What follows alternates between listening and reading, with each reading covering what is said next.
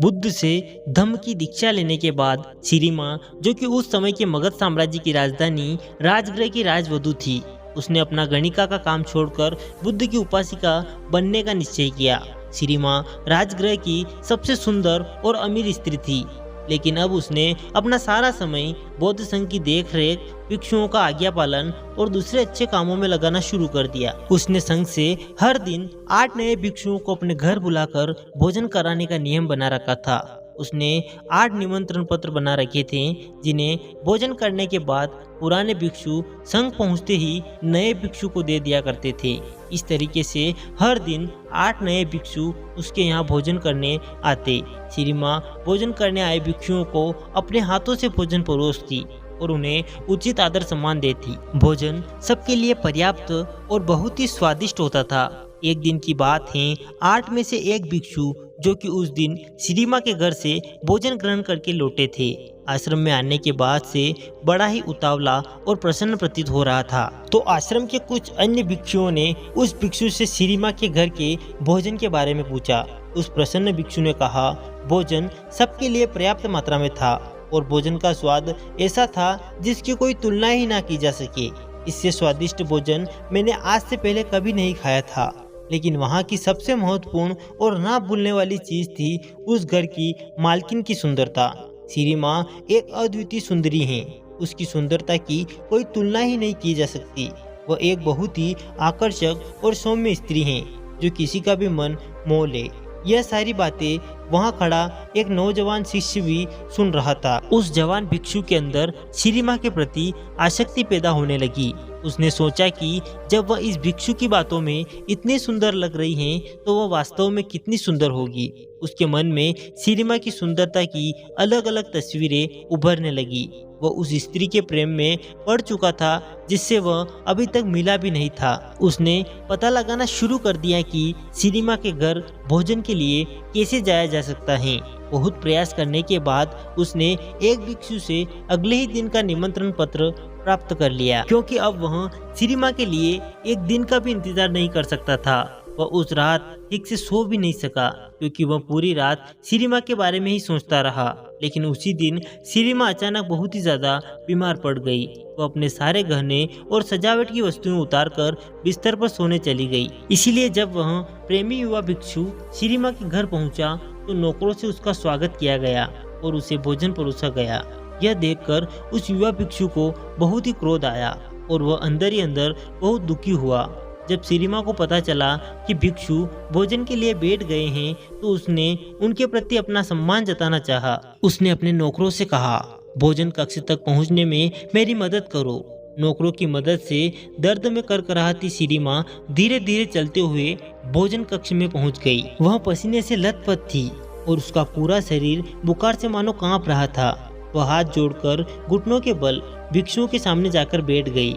उसे देखकर उस युवा भिक्षु ने मन ही मन कहा, इतनी बीमार होने के बाद भी ये कितनी सुंदर और आकर्षक हैं। सोचो, अगर ये बीमार ना होती और सारा श्रृंगार करके आती तो ये कितनी सुंदर लगती। अपनी वासना में वंशीभूत होकर उस बौद्ध भिक्षु ने बिना एक भी कोर खाए अपने भिक्षा पात्र को बंद कर दिया। भोज समाप्त होने के बाद वो अपने भिक्षा पात्र को हाथ में लेकर झूमता हुआ आश्रम वापस आ जाता है। आश्रम पहुंचकर भी वह भिक्षा पात्र को नहीं खोलता और उसे एक कोने पर रखकर अपने बिस्तर पर लेट जाता है।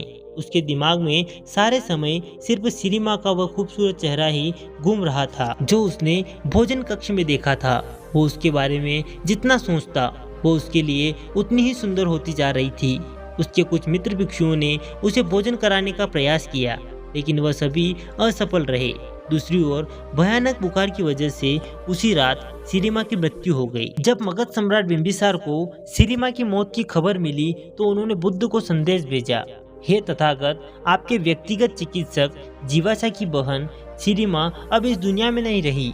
बुद्ध ने सम्राट बिंबिसार को वापस संदेश भेजा, मृत शरीर को जलाया न जाए, बल्कि उसे एक बड़े से मैदान में संभाल कर रखा जाए। चील, कोए और दूसरे जानवर शरीर को नुकसान न पहुंचा पाए, इसके लिए कुछ पहरेदार मृत शरीर के आसपास तैनात कर दिए जाए। 3 दिन में मृत शरीर सड़ चुका था। शरीर के फूलने की वजह से चमड़ी फट चुकी थी और उसमें से कीड़े निकलने लगे थे। आसपास का सारा वातावरण दुर्गंध में हो गया। बुद्ध के कहे अनुसार सम्राट बिंबिसार ने पूरे नगर में यह घोषणा करवा दी कि कल सुबह राजगृह के सभी युवा पुरुषों को सिरिमा के शरीर का अंतिम दर्शन करने राज मैदान पर पहुंचना है और जो भी व्यक्ति इस आदेश का पालन नहीं करेगा उस पर 8 सोने की सिक्कों का जुर्माना लगाया जाएगा। दूसरी तरफ उस युवा प्रेमी भिक्षु ने पिछले 4 दिनों से कुछ भी नहीं खाया था। उसके भिक्षा पात्र में रखा भोजन अब पूरी तरह से सड़ चुका था और उसमें से कीड़े निकल रहे थे। उस भिक्षु का एक मित्र उसके पास आया और बोला, मित्र, बुद्ध सिरिमा को देखने जा रहे हैं। सिरिमा शब्द की आवाज कान में पड़ते ही उस भिक्षु के अंदर अचानक से ऊर्जा लौट आई और वह तुरंत उठकर खड़ा हो गया। उसने अपने भिक्षा पात्र में से उस सड़े हुए भोजन को बाहर फेंका और उसे अच्छी तरह से साफ किया। जब वह भिक्षा पात्र से भोजन को फेंक रहा था तब उस भोजन से कीड़े निकल रहे थे। कीड़ों की तस्वीर उसके मन की गहराइयों में बैठ गई थी। भिक्षा पात्र साफ करने के बाद वह भी आश्रम के बाकी भिक्षुओं के साथ राज मैदान की तरफ चल पड़ा। राज मैदान पर युवाओं की एक बड़ी भीड़ पहले से ही इकट्ठा हो रखी थी। बुद्ध अपने भिक्षुओं के साथ एक ओर बैठ गए, दूसरी ओर सारी भिक्षुनी बैठ गई। एक और सम्राट बिंबिसार अपने मंत्रियों और सैनिकों के साथ बैठ गए और उनके ठीक सामने राजगृह के सारे युवा और उनके पीछे नगर की बाकी जनता बैठी हुई थी जो बुद्ध में आस्था रखते थे। राज मैदान पूरी तरह से शांत और गंभीरता से भरा हुआ था।